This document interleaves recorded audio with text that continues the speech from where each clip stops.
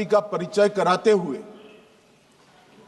Operation सिंदूर की सेना को परमिशन दी और हमारे वीर जवानों ने सटीकता बहादुरी के साथ पाक स्थित आतंकवादी अड्डों को चूर चूर करने का काम किया। वो घटना पर जो बहस हो रही है, इसमें हिस्सा लेने के लिए मैं खड़ा हुआ हूं। माननीय अध्यक्ष जी, सबसे पहले पहलगांव में जो नृशंस हत्या की गई निर्दोष नागरिकों की, धर्म पूछकर उनको मारा गया, इनके परिवार के सामने मारा गया और बड़ी बर्बरता के साथ ये हत्याएं की गई, इसकी मैं घोर निंदा करता हूं। और जो मारे गए हैं इनके परिजनों के साथ अत्यंत हृदय की गहराइयों से मैं संवेदना भी व्यक्त करना चाहता हूं।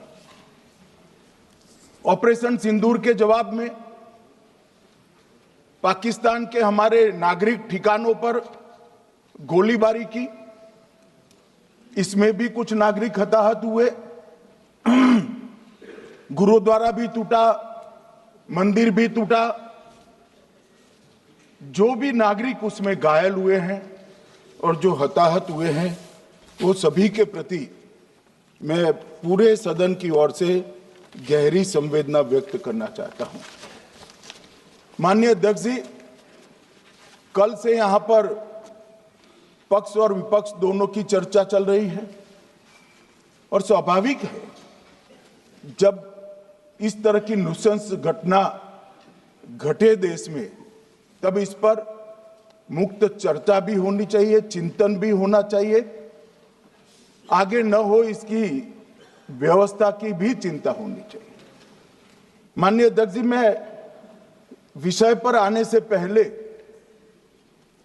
आपके माध्यम से सदन को और सदन के माध्यम से पूरे देश को ऑपरेशन महादेव जो कल एक हुआ है, इसकी जानकारी देना चाहता हूं। माननीय अध्यक्ष जी, कल ऑपरेशन महादेव में सुलेमान उर्फे फैजल जट, अफगान और जिब्रान, 3 आतंकवादी सेना, सीआरपीएफ और जम्मू कश्मीर पुलिस के संयुक्त अभियान में ऑपरेशन महादेव में मारे गए।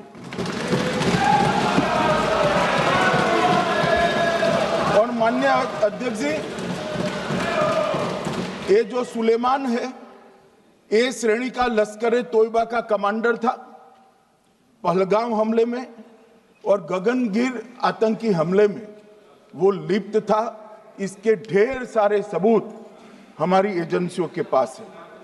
अफगान ए श्रेणी का लश्कर तैयबा का आतंकवादी था और जिब्रान भी ए ग्रेड आतंकवादी था।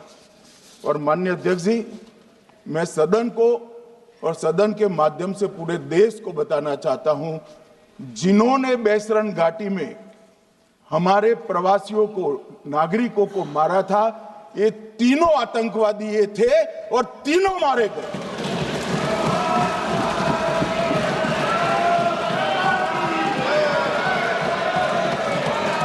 और मान्यवर,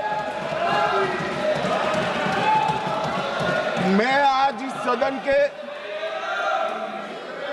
इस सदन के माध्यम से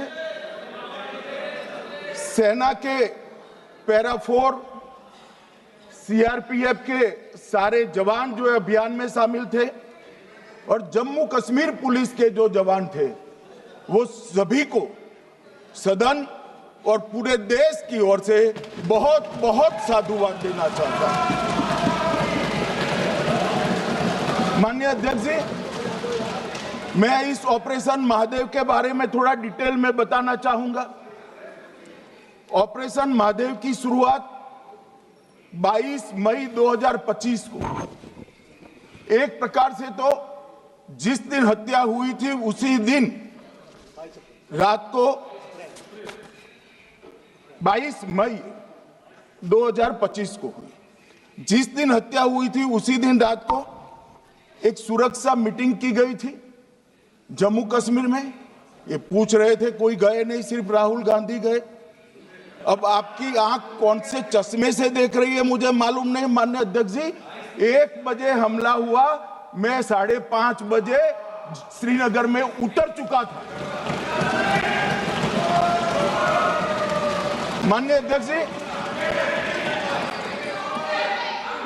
अरे सुनो सुनो, मैं बताता हूँ ना 22 में, सुनो ना प्लीज, धैर्य रखकर सुनो, हमने आपको नहीं टोका है, सुनना पड़ेगा भाई, ऐसे नहीं चलेगा। माननीय अध्यक्ष जी, नहीं, पर बैठे बैठे मत बोलिए आप भी। माननीय अध्यक्ष जी, माननीय अध्यक्ष जी, 23 अप्रैल को टिप्पणी मत करिए। एक सुरक्षा मीटिंग की गई। सभी सुरक्षा बल, सेना, CRPF, BSF, Jammu Kashmir police, और सबसे पहले उसमें निर्णय किया गया कि जो नृशंस हत्यारे हैं वो देश छोड़कर पाकिस्तान भाग न पाए, इसकी हमने पुख्ता व्यवस्था की और भागने नहीं। 22 मई को आईबी के पास एक ह्यूमन इंटेल आई और एक क्षेत्र के अंदर, दाची गांव क्षेत्र के अंदर आतंकवादियों की उपस्थिति की सूचना मिली। आईबी और सेना द्वारा दाचीकाम क्षेत्र में अल्ट्रा सिग्नल कैप्चर करने के लिए जो इंस्ट्रूमेंट हमारी एजेंसियों ने बनाए हैं, इसके द्वारा इस सूचना को पुख्ता करने के लिए मई से 22 जुलाई तक लगातार प्रयास किए गए। ठंड में ऊंचाइयों पर हमारे सेना के अधिकारी पैदल इनके सिग्नल प्राप्त करने के लिए घूमते रहे, आईबी के अफसर भी घूमते रहे, सीआरपीएफ भी घूमती रही, और मान्यवर 22 जुलाई को हमें सफलता मिली। सेंसर्स के माध्यम से आतंकवादी होने की पुष्टि मिल गई। तब 4 पैरा जो हमारी सेना का एक हिस्सा है, उसकी नेतृत्व में 4 पैरा के जवान, सीआरपीएफ के जवान और जम्मू कश्मीर पुलिस के जवान मान्यवर एक साथ ये आतंकवादियों को घेरने का काम किया। सेना, सीआरपीएफ, जम्मू कश्मीर पुलिस की मीटिंग भी की गई। जो 5 ह्यूमन एसेट्स थे उनको भी वहां भेजा गया, और कुल मिलाकर कल जो ऑपरेशन हुआ, इसमें हमारे निर्दोष नागरिकों को मारने वाले तीनों आतंकी मौत के घाट उतार दिए। मान्यवर, तीनों के नाम मैंने बताए हैं, सुलेमान उर्फे फैजल जट, अफगान और जिब्रान। मान्यवर, वो तो एक आशंका थी कि यही लोगों ने घटना की है, मगर मैं बाद में एनआईए की जांच पर आता हूं, एनआईए ने पहले से ही इनको, जिन्होंने आसरा लिया था, वो लोगों को गिरफ्तार कर रखा था। उनको खाना पहुंचाने वाले लोगों को अपने कब्जे में रखा था। तो जब आतंकवादियों के शव श्रीनगर आए, इनसे पहचान कराई गई। 4 लोगों ने पहचान लिया, यही 3 लोग थे जिन्होंने पहलगांव में आतंकी घटना को, मगर हमने इस पर भी भरोसा नहीं किया मान्यवर, कोई जल्दबाजी नहीं की। हमने जो आतंकी घटना स्थान से कारतूस मिले थे, वो कारतूस का एफएसएल रिपोर्ट पहले से करा कर रखा था, और चंडीगढ़ सेंट्रल एफएसएल के अंदर बैलिस्टिक रिपोर्ट के आधार पर उनका रिपोर्ट तैयार था। जब ये कल आतंकवादी मारे गए, इनकी 3 राइफलें पकड़ी गई। एक M9 अमेरिकन राइफल थी और 2 AK-47 राइफल थी। जो कारतूस मिले थे वो भी M9 और AK-47 के भी थे, मगर हमने इससे भी संतोष नहीं माना। ये राइफलों को एक विशिष्ट विमान के द्वारा कल रात को 12 बजे चंडीगढ़ पहुंचा गया और पूरी रात फायरिंग कर इसके भी खाली खोखे जनरेट किए गए, 2 खोखों का मिलान किया गया, राइफल की नाली और निकले हुए खोखों का भी मिलान हो गया। तब ये तय हो गया कि इन्हीं 3 राइफलों से हमारे निर्दोष नागरिक मारे गए। और मान्यवर, आज मैं सदन को बताते हुए बहुत खुश हूं। मोदी जी ने ऑपरेशन सिंदूर कर आतंकवादियों को जिन्होंने आतंकवादियों को भेजा था, उनके आकाओं को जमीन में मिलाने का काम किया था। सेना और सीआरपीएफ ने वो आतंकवादियों को भी समाप्त कर दिया। और मान्यवर,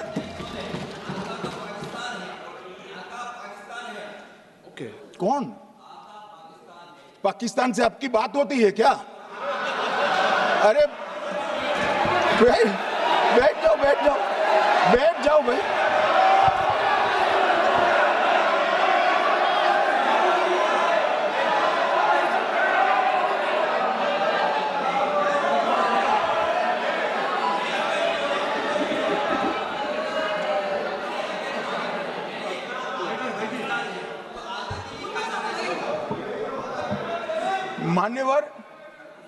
मान्यवर, मैं बताता हूं कैसे इनके आका मारे गए, वो भी नाम के साथ बताता हूं, जगह के साथ बताता हूं, घंटे, मिनट और सेकंड के साथ बताता हूं।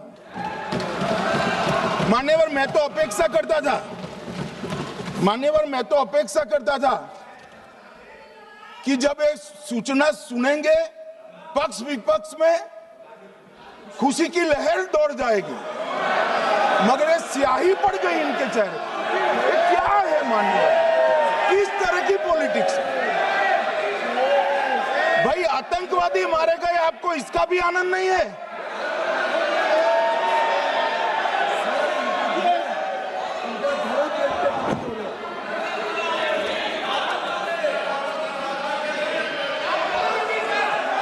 अखिलेश जी बैठ जाइए, मेरा पूरा जवाब सुनिए, आपका सब जवाब आ जाएगा। भाई, आप आतंकवादियों का धर्म देखकर दुखी मत होइए।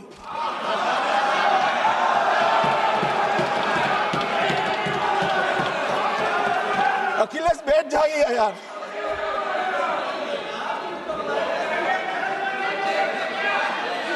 अखिलेश जी बैठ जाइए। मान्यवर, किसी को संशय रखने की जरूरत नहीं है। बैलिस्टिक रिपोर्ट मेरे पास है, मेरे हाथ में है, और 6 वैज्ञानिकों ने इसको क्रॉस चेक किया है। सुबह 4:46 पर फोन पर मुझे 6 ने वीडियो फोन पर कहा है कि 100% वही गोलियां हैं जो वहां चलाई। मान्यवर, ये हमारे देश की सेना, सीआरपीएफ और जम्मू कश्मीर पुलिस, ये तीनों का एक साझा बहुत बड़ा कामयाबी है, जिस पर 140 करोड़ को नाज होना चाहिए, देश की जनता को नाज। मान्यवर, मैं तो गया था वहां पर जब ये घटना हुई। दूसरे दिन इनके परिजनों को मिला था। 6 दिन की शादी वाली बच्ची विधवा होकर मेरे सामने खड़ी थी। आज तक मैं वो दृश्य नहीं भूल सकता। मगर आज सारे परिजनों को मैं कहना चाहता हूं कि मोदी जी ने ऑपरेशन सिंदूर से भेजने वालों को भी मारा, और हमारे सुरक्षा बलों ने जिनको भेजा था उनको भी मारा, और एक ऐसा सबक सिखाया है कि आने वाले कई दिनों तक कोई ऐसी हिम्मत नहीं कर पाएगा। मान्यवर, मैं थोड़ा एनआईए की जांच के बारे में भी बताना चाहूंगा। मान्यवर, जिस दिन लश्कर ए तोयबा ने और इसके आउटफिट टीआरएफ ने इसकी जिम्मेदारी ली, उसी दिन हमने तय कर लिया था कि ये जांच एनआईए को सौंप दी जाएगी, क्योंकि एनआईए आतंकवाद के केसों की जांच के लिए, वैज्ञानिक तरीके से जांच करने के लिए और सजा कराने के लिए महारत हासिल की हुई विश्व मान्य एजेंसी है, जिसका सजा कराने का दर 96% से ज्यादा है। मान्यवर, हमने तुरंत ही इसकी जांच एनआईए को दे दी। हमने पूरी व्यवस्था की, सेना, बीएसएफ, सीआरपीएफ और जम्मू कश्मीर पुलिस ने कि ये लोग देश छोड़कर भाग न जाए। और मान्यवर, इसकी जांच की शुरुआत हुई। एक थकाने वाली बहुत लंबी जांच हुई है। जांच के दौरान मृतक के परिजन जो साथ में थे उनको सभी को चर्चा किए गया। पर्यटकों, खच्चर वालों, पोनी वालों, फोटोग्राफर, कर्मचारियों, विभिन्न दुकान में काम करने वाले लोगों, कुल मिलाकर 1055 लोगों की लंबी 3000 घंटे से ज्यादा पूछताछ इंफॉर्मेशन के लिए की गई और इस सबको वीडियो पर रिकॉर्ड कर दिया गया। और बाद में इसके आधार पर स्केच बनाया गया और ढूंढते 22/6/25 को एक बशीर की पहचान की गई और परवेज की पहचान की गई, जिन्होंने आतंकवादी घटना के अगले दिन आतंकवादियों को शरण दी थी। उनको अपने ढोक में रखा था। वो दोनों को गिरफ्तार कर लिया गया। अब वो हमारी कस्टडी में है। दोनों गिरफ्तार अपराधियों ने खुलासा किया कि 21/4/25 की रात को 8 बजे 3 आतंकवादी बेसरन से लगभग 2 किलोमीटर दूर स्थित परवेज ढोक में आए थे। आतंकवादियों के पास AK-47 और M9 कार्बाइन थी। जो 2 आतंकवादियों ने काली पोशाक पहनी थी और एक ने छद्म वेश किया था।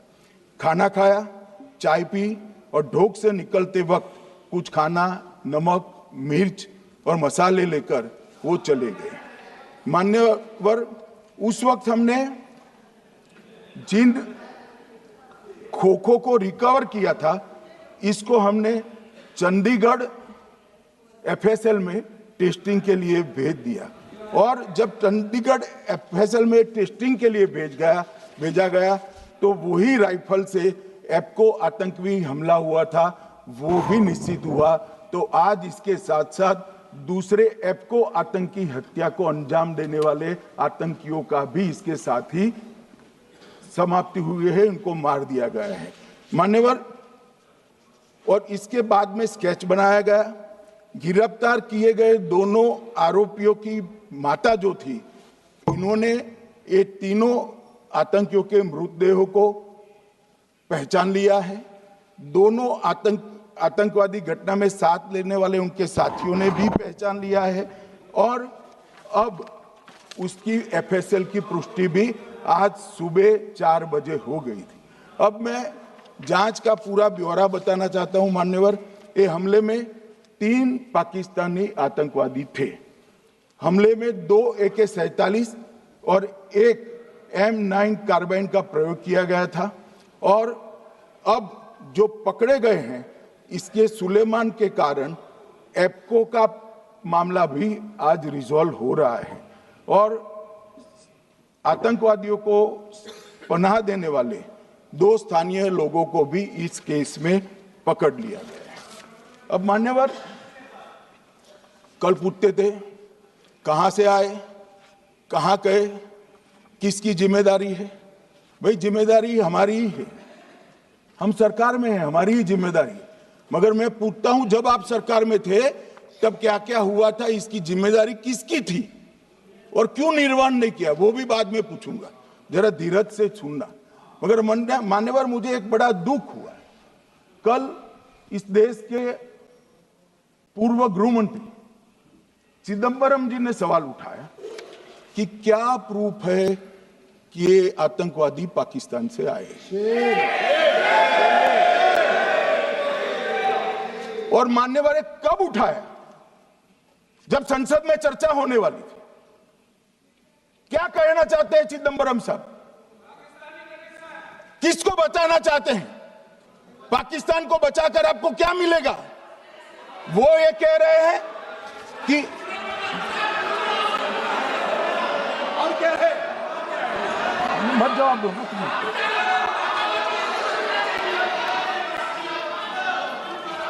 मान्यवर हमारे पास, मैं आज चिदम्बरम साहब को कहना चाहता हूं, मैं आज चिदम्बरम साहब को आपके माध्यम से कहना चाहता हूं, हमारे पास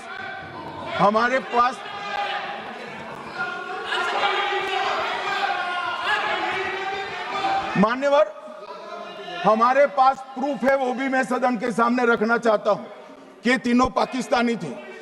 3 में से 2 के पाकिस्तान के वोटर नंबर भी आज हमारे पास उपलब्ध है। मान्यवर, ये राइफलें हैं, ये राइफलें भी हमारे पास उपलब्ध है।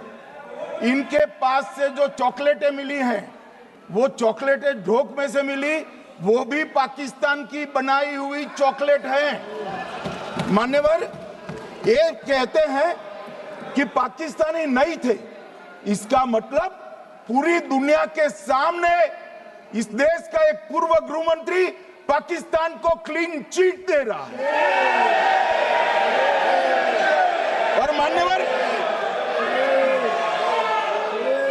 और मान्यवर वो पाकिस्तानी आतंकवादी नहीं थे, ऐसा बोलकर श्री चिदम्बरम अगर पाकिस्तानी आतंकवादी नहीं थे तो पाकिस्तान पर हमला क्यों किया, वो भी सवाल खड़ा कर रहे हैं। मान्यवर, आज पूरी दुनिया ने हमारे संसद सदस्य गए थे, स्वीकारा था कि हमला पाकिस्तान ने किया है। और इस देश का गृह मंत्री जो कांग्रेस पार्टी से आता है, वो कहता है कि क्या सबूत है। अरे मुझसे मांगते, मैं दे देता, टीवी से मांगते हैं, पूरी दुनिया के सामने उजागर करते हैं, शख्स सुबह खड़ा करते हैं। पाकिस्तान को बचाने का इनका ये षड्यंत्र आज 130 करोड़ लोग जान रहे हैं। बच नहीं पाओगे आप लोग, बच नहीं पाओगे। मान्यवर,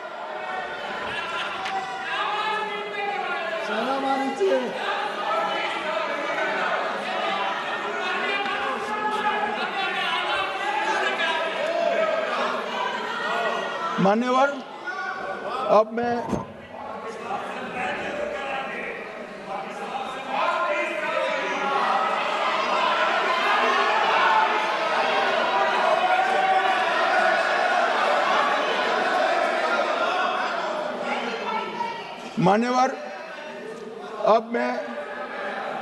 पहलगांव आतंकी हमला और ऑपरेशन सिंदूर, ये दोनों घटनाक्रम के लिए मान्यवर ये अभी से थक जाते हैं।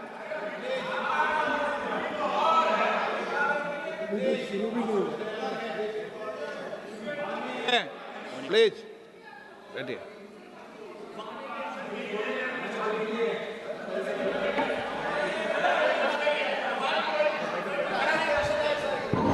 मान्यवर, मैं आपके माध्यम से कहना चाहता हूं, थोड़ा धैर्य रखे भैया, अभी तो शुरू हुआ है, अभी तो शुरू हुआ है। मान्यवर, मैं पहलगांव आतंकी हमला और ऑपरेशन सिंदूर के बारे में पूरा घटनाक्रम बताना चाहता हूं। कल ढेर सारे सवाल उठाए, वैसे तो मुझे लगता था कि कल रक्षा मंत्री जी के भाषण के बाद शायद कांग्रेस पार्टी सपोर्ट में भाषण देना शुरू करेगी और अगर थोड़ी बहुत जनता की इच्छा की परख होती तो वो ही करते, मगर नहीं करा, क्योंकि रक्षा मंत्री जी ने बहुत बारीकी से ऑपरेशन सिंदूर की सफलता, इसकी जरूरियात, इसकी प्रासंगिकता और इसके परिणाम, इसके बारे में बहुत अच्छे तरीके से सदन के माध्यम से पूरी देश की जनता के सामने रखा जाए। मगर फिर भी उन्होंने बहुत सारे सवाल किए। अब सवाल किए हैं तो मुझे जवाब देना भी पड़ेगा, उनको सुनना भी पड़ेगा। मान्यवर, मैं पूरा घटनाक्रम बताना चाहता हूं। मान्यवर, 22 अप्रैल को पहलगांव में आतंकवादी हमला हुआ, इसमें 26 लोग मारे गए, 25 भारतीय और 1 नेपाली नागरिक। हमने उसी वक्त मैं श्रीनगर जाने के लिए निकल गया, रात को ही सुरक्षा बलों की मीटिंग कर ये भाग न पाए, इसकी व्यवस्था की। माननीय मोदी जी ने 23 और 30 अप्रैल को सीसीएस की मीटिंग चेयर की। ये कह रहे हैं, मैं आज बताना चाहता हूं कि सीसीएस की 23 अप्रैल की मीटिंग में क्या हुआ। सबसे पहला कांग्रेस पार्टी का ब्लंडर था सिंधु जल संधि, इसको स्थगित करने का काम नरेंद्र मोदी जी ने किया। हमने अटारी के माध्यम से एकीकृत जांच चौकी जो चलती थी उसको बंद कर दिया। पाकिस्तानी नागरिकों के सार्क वीजा को सस्पेंड कर सभी को वापस पाकिस्तान भेजने का काम किया।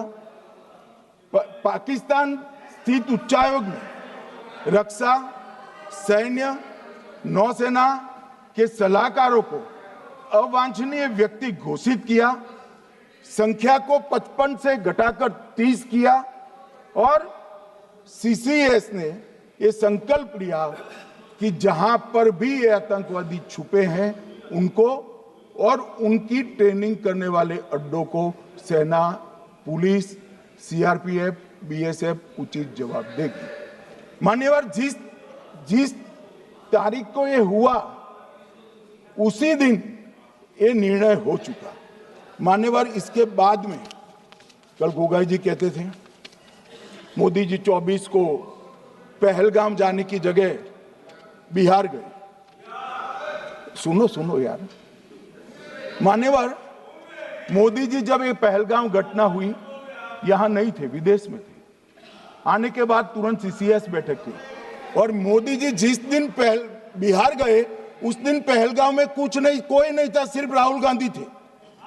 सारे लोग चले गए थे, सारे लोग वहां से अपने अपने ठिकाने पर चले गए थे।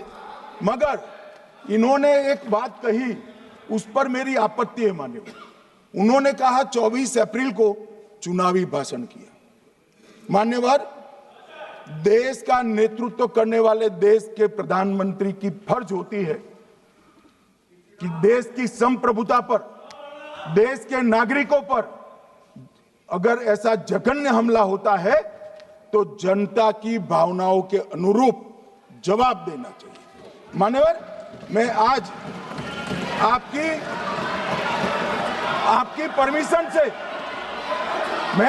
परमिशन से मोदी जी के बिहार भाषण के कुछ अंश पढ़ना चाहता हूं। कोट अनकोट है। 22 अप्रैल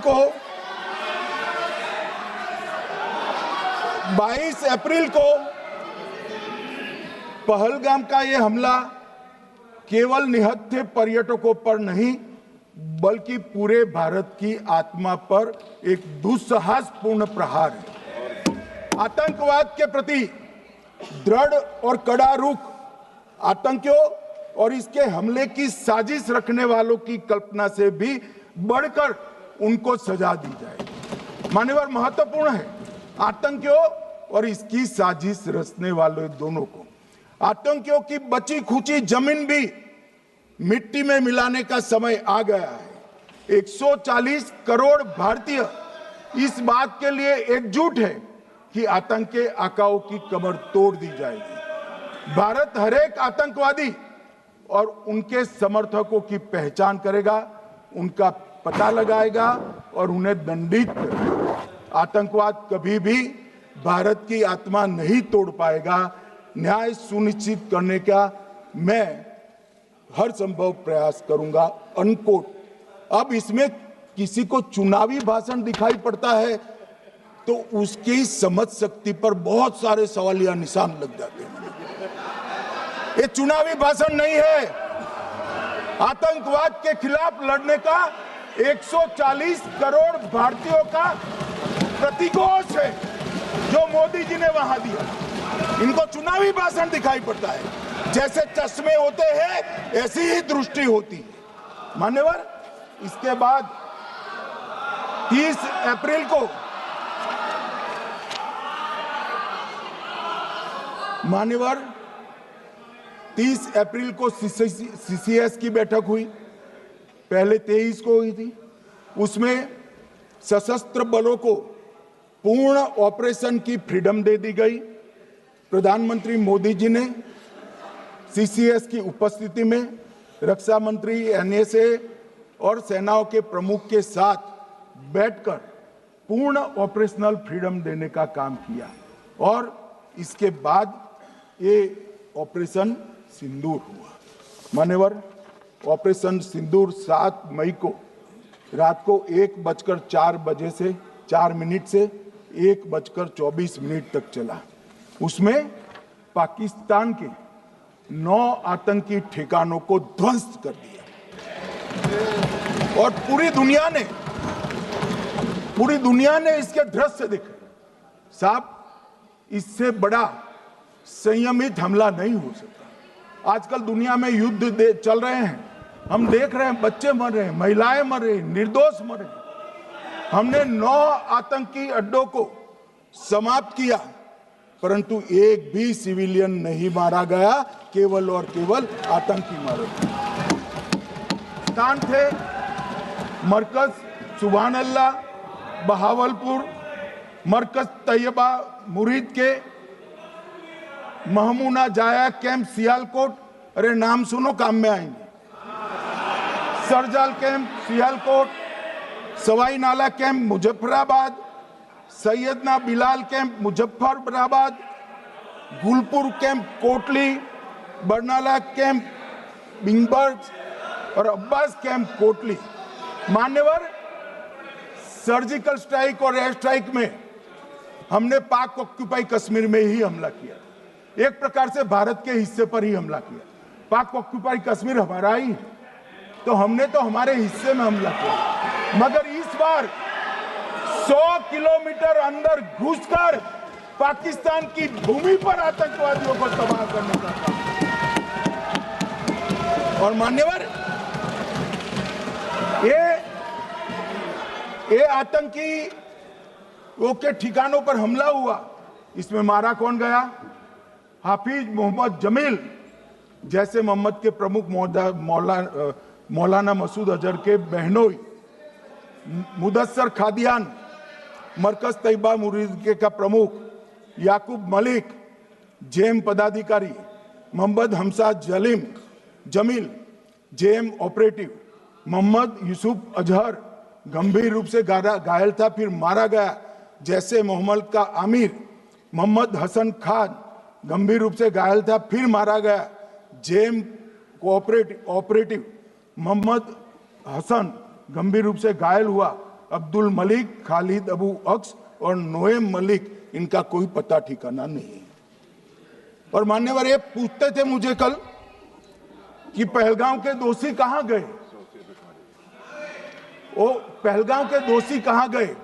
ये जो मैंने, अरे सुनो ना यार, ये जो 10 मैंने नाम पढ़े हैं, इसमें से 8 ये चिदंबरम एंड कंपनी के समय में आतंकवादी घटना घटाने वाले लोगों को नरेंद्र मोदी जी ने मारा। ये हमें पूछते कहां गए? अरे भाई, आपके समय में जो छुप गए थे उनको चुन चुन कर हमारी सेना ने समाप्त कर दिया है। और ये 10 नहीं, कल राजनाथ जी घबराते बोले हैं, अब ऑथेंटिक शब्द का है, मैं बढ़ा नहीं सकता, मगर कम से कम 100 लोगों को हमारी सेना ने समाप्त, 100 से अधिक लोगों को हमारी सेना ने समाप्त करने का काम। मान्यवर, और इस पर भी गर्व नहीं कर सकते आप, इस पर भी गर्व नहीं कर सकते।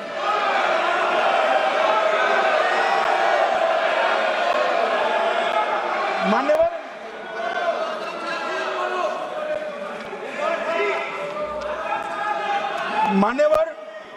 7 मई को 1:26 पर 22 मिनट पर ये हमारा काम समाप्त हो गया। हमारे डीजीएमओ ने उनके डीजीएमओ को बता दिया कि भाई, हमने आतंकवादी हमलों पर स्थानों पर सिर्फ हमला किया है, इनके हेडक्वार्टर पर हमला किया है, जो हमारा आत्मरक्षा का अधिकार है। पूरी दुनिया इसको एक्नॉलेज करती है। ऐसा नहीं हो सकता मनमोहन सिंह के समय की तरह कि वो आकर मारेंगे और हम चुपचाप बैठे रहेंगे और जाकर चर्चा करेंगे। नरेंद्र मोदी सरकार। ऐसा नहीं हो सकता, डोजियर भेजते रहे। मान्यवर, उरी में हमला हुआ, हमने सर्जिकल स्ट्राइक किया। पहलगाम में हमला हुआ, एयर स्ट्राइक करा। और अरे पुलवामा में हुआ, एयर स्ट्राइक करा। और पहलगाम में हमला किया, 100 किलोमीटर अंदर जाकर 9 अड्डों और 100 से ज्यादा आतंकवादियों को समाप्त। मान्यवर, अब देखें, हमने तो हमला किया था पाकिस्तान स्थित टेररिस्ट ठिकानों पर। अब पाकिस्तान से गलती हो गई, टेररिस्ट ठिकानों पर जो हमला किया था उसको वो अपने पर का हमला मान बैठे और पूरी दुनिया में कहते थे कि हमारा टेररिज्म से कोई लेन देन नहीं है। ये तो अब ऐसे ही ग्रुप करते, हम तो विक्टिम है, जो मनमोहन सिंह ने सर्टिफाइड भी कर दिया था कि ये भी विक्टिम है। मान्यवर, मगर दूसरे दिन इनकी श्रद्धांजलि का कार्यक्रम हुआ और पाकिस्तान को मालूम नहीं पड़ा कि ये पूरी दुनिया देखेगी। सेना के आला अफसर उनके नमाजे जनाजा में उपस्थित हुए, उनके जनाजे को कंधा दिया और ये सारे आतंकवादियों के जनाजे के जुलूस के अंदर पाकिस्तानी सेना, इनके अफसर, आईएसआई के अफसर, वहां की पुलिस के अफसर अश्रुभीनी आंख के साथ जुड़े थे। और मान्यवर, ये सिंदूर ने पाकिस्तान को पूरी दुनिया में एक्सपोज कर दिया कि पाकिस्तान के अंदर टेररिज्म स्टेट स्पॉन्सर्ड टेररिज्म है। ये पूरी तरह से मान्यवर, पूरी तरह से एक्सपोज हो गया। 8 मई को पाकिस्तान ने हमारे रिहायशी इलाकों में हमला किया, हमारे सेना के अड्डों पर हमला किया, मगर एक भी मिसाइल से उनका कुछ नुकसान नहीं कर पाई। बहुत नजदीक से की हुई गोलाबारी के कारण हमारे एक गुरुद्वारा टूटा, एक मंदिर टूटा, कुछ हमारे नागरिक हताहत हुए। और दूसरे दिन 9 मई को मोदी जी ने सेना को हुक्म दिया, एक मीटिंग करी, राजनाथ जी, मोदी जी, एनएसए, सेना के सारे अध्यक्ष, और जवाब देने का तय किया और उनके 11 एयरबेस को क्षतिग्रस्त करने का काम किया। मान्यवर, 8 एयरबेस इतने सटीक तरीके से तोड़े गए, पाकिस्तान की पूरी एयर डिफेंस सिस्टम धरी की धरी रह गई, कुछ नहीं कर पाई। नूर खान चकलाला एयरबेस तोड़ दिया गया, मुरीद तोड़ दिया गया, सुगुर्दा तोड़ दिया गया, रफीकी तोड़ दिया गया, रहीम यार खान तोड़ दिया गया, जकोबाबाद तोड़ दिया गया, सुक्कुर और भोलारी भी तोड़ दिया।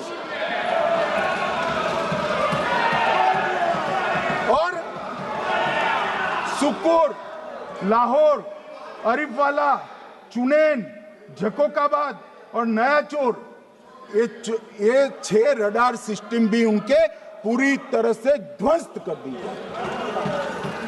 2 surface to air guided weapon Lahore और ओकारा में इनका जखीरा भी समाप्त कर दिया गया। और मान्यवर, ये हर चीज में पॉलिटिक्स करते, हर चीज में। जब उन्होंने हमारे रिहायशी इलाकों पर हमला किया, फिर भी हमने इनके रिहायशी इलाकों पर हमला नहीं किया, सिर्फ इनके एयरबेस और एयर डिफेंस सिस्टम को निशाना बनाया और उनकी आक्रमण करने की क्षमता को पंगु कर रख दिया। हमारी पूरी सेना, पूरी वायुसेना, पूरी नौसेना अक्षुण्ण थी और उनकी हमला करने की क्षमता को हमने छिन्न विछिन्न कर दिया। पाकिस्तान के पास शरण में आने के अलावा और कोई चारा ही नहीं था। इसलिए मान्यवर, इसलिए 10 मई को डीजीएमओ ने, पाकिस्तान के डीजीएमओ ने भारत के डीजीएमओ को फोन किया और 5 बजे हमने इस संघर्ष को विराम किया। अब मान्यवर,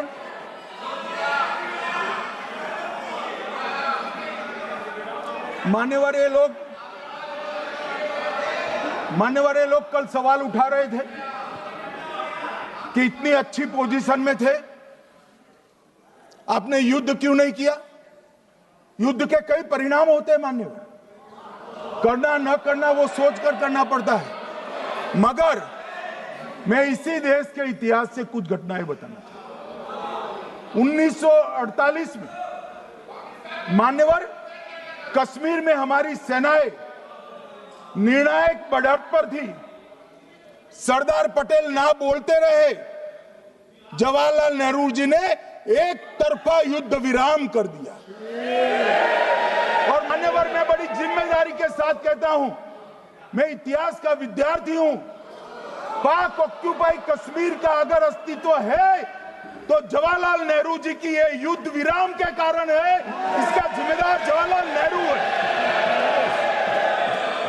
मान्यवर 1960 में सरदार पटेल ने विरोध किया था, गाड़ी लेकर आकाशवाणी तक गए थे, घोषणा न करते दरवाजे बंद कर दिए थे। मान्यवर 1960 में सिंधु जल पर भौगोलिक व रणनीतिक रूप से हम बड़े मजबूत थे और उन्होंने सिंधु समझौता क्या किया? 80% भारत का पानी पाकिस्तान को दे दिया। मान्यवर 62 के लड़ाई की बात मैं बाद में करता हूं। 65 की लड़ाई में हाजीपीर जैसे स्ट्रेटेजिक जगह पर हमने कब्जा किया था। 66 में उसको लौटा दिया गया। मैं 71 के युद्ध की भी बात करना चाहता हूं। मान्यवर 71 में कल राजनाथ जी ने भी बताया, पूरे देश ने इंदिरा जी का समर्थन किया। उन्होंने पाकिस्तान के 2 टुकड़े कर दिए। बहुत बड़ी विजय थी भारत की और सदियों तक भारत इस विजय पर गर्व करेगा। हम सब भी करते हैं, हमें कोई आपत्ति नहीं। मगर हुआ क्या मान्यवर? युद्ध की विजय की चकाचौंध में क्या हुआ? 93 हजार युद्धबंदी हमारे पास थे, 93,000 और 15,000 वर्ग किलोमीटर क्षेत्र पाकिस्तान का हमारे पास था। 93,000 युद्धबंदी उस वक्त की पाकिस्तान की सेना का 42% और 15,000 वर्ग किलोमीटर क्षेत्र। मगर शिमला में समझौता हुआ, पाक ऑक्यूपाई कश्मीर मांगना ही भूल गए। अगर उस वक्त पाक ऑक्यूपाई कश्मीर मांग लेते, न रहेगा बांस न बजती बांसुरी। ये कैंप तोड़ने की जरूरत न पड़ती साहब आपको, हमको। मान्यवर इतना ही नहीं, पाक ऑक्यूपाई कश्मीर तो नहीं लिया, मांगना ही भूल गए। 15,000 वर्ग किलोमीटर की जीती हुई भूमि भी वापस दे दी। तय हुआ था पाकिस्तानी नरसंहार के लिए युद्ध अपराध न्यायाधिकरण बनेगा, नहीं बना। सेना ने पूर्वी पाकिस्तान में नरसंहार किया था। 195 पाकिस्तानी अधिकारियों पर मुकदमा चढ़ना था। भुट्टो अपने साथ इंदिरा जी के सामने से छुड़ा कर ले गए।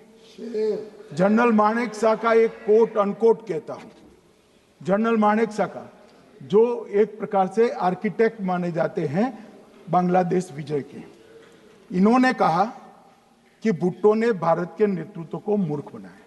अब जो शब्द है, मैं आप कोट अनकोट है, इसमें मेरा कुछ नहीं है, ये लोग गुस्सा न हो सकते। I told her into bracket Indira Gandhi, Indira ji को कहा that he into bracket Bhutto के लिए, he has made monkey out of you. समझ में आता है?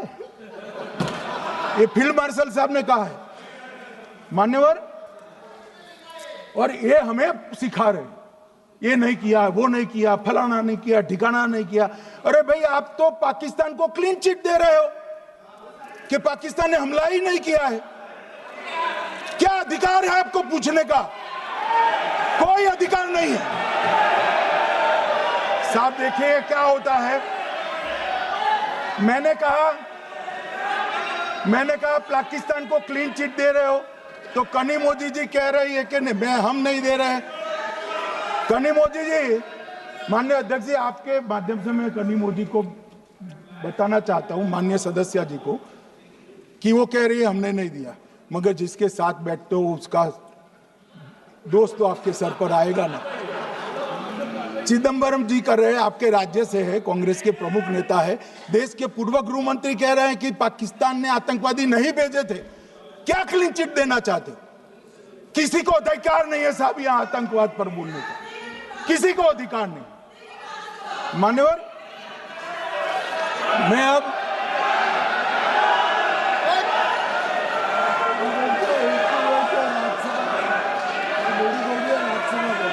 मान्यवर, मैं उनको बताना चाहता हूं, अभी आधा भी नहीं हुआ है, जरा सुनो।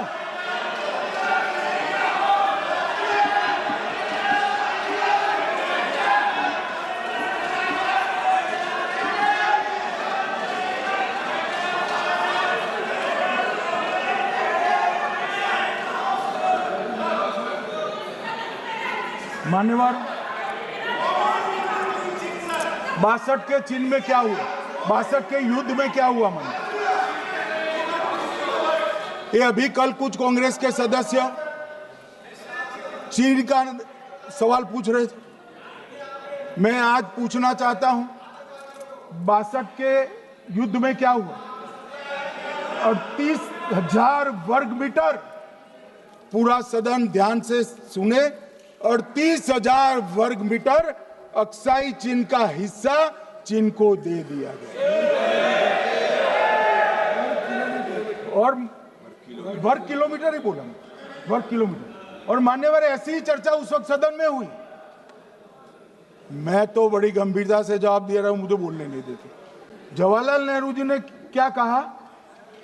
वहां घास का एक तिनका भी नहीं उगता है, वो जगह को क्या करे? तो एक संसद सदस्य ने, नेहरू जी का सर मेरे जैसा था, महावीर प्रसाद त्यागी जी ने कहा कि आपके सर पर भी एक बाल नहीं, वो चीन बेच दे क्या? मान्यवर इस तरह से जवाब देते थे, नॉन सीरियस टाइप के जवाब। और कल गोगोई जी बड़ा बड़ा उछल उछल कर बोल रहे थे। अरे गोगोई जी, आपको मालूम है उन्होंने चीन के बारे में, आसाम के बारे में क्या क्या था? आसाम को आकाशवाणी पर बाय बाय कह दिया था। रिकॉर्डिंग है, रिकॉर्डिंग है।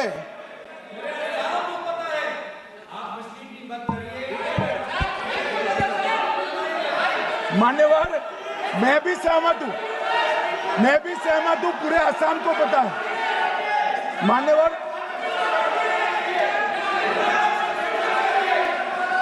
मान्यवर,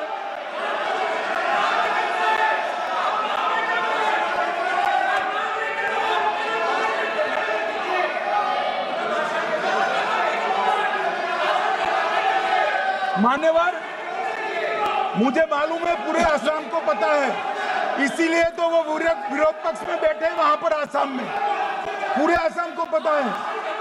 और मान्यवर,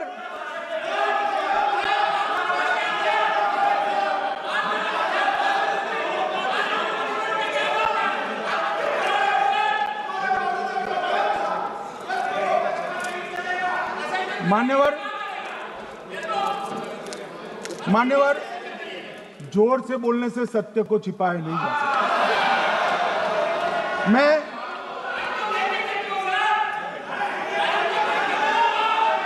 मान्यवर, मैं selected works of Jawaharlal Nehru series volume 29 पृष्ठ 231 पर से एक जवाहरलाल नेहरू जी के पत्र को कोट करना चाहता हूं। अनौपचारिक रूप से संयुक्त राज्य अमेरिका ने यह सुझाव दिया कि चीन को संयुक्त राष्ट्र में तो ले लिया जाए, मगर सुरक्षा परिषद को नहीं, सुरक्षा परिषद में भारत को लेना चाहिए। यह अमेरिका का प्रस्ताव था। नेहरू जी ने कहा हम इसे स्वीकार नहीं करते, क्योंकि इससे चीन के साथ हमारे संबंध खराब होंगे और चीन जैसे महान देश को बुरा लगेगा। मान्यवर, आज चीन सुरक्षा परिषद में है और भारत बाहर है। मोदी जी प्रयास करें अंदर ले जाने का, इसका कारण जवाहरलाल नेहरू का ये स्टैंड है।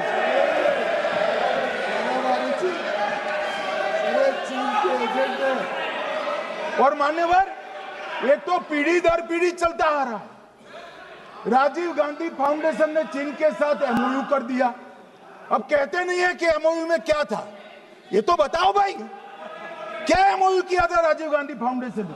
और जब डोकलाम में हमारे सेना के जवान चीन की सेना के सामने आंख में आंख डालकर बैठे थे, वो चीन के राजदूत के साथ राहुल गांधी मीटिंग कर।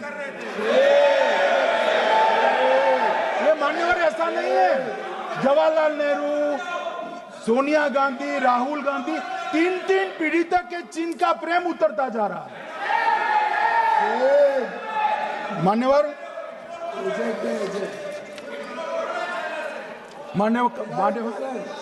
मान्यवर